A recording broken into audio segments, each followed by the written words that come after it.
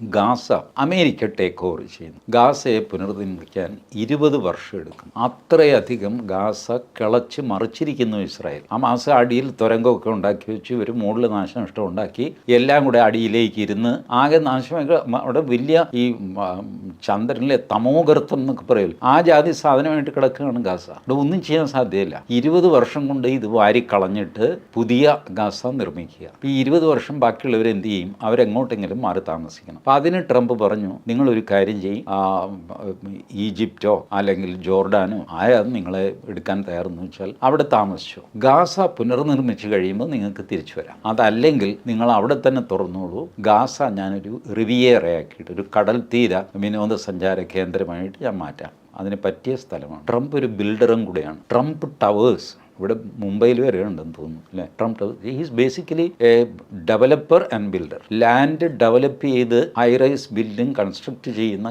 Company ട്രംപിന് സ്വന്തമായിട്ടുണ്ട്.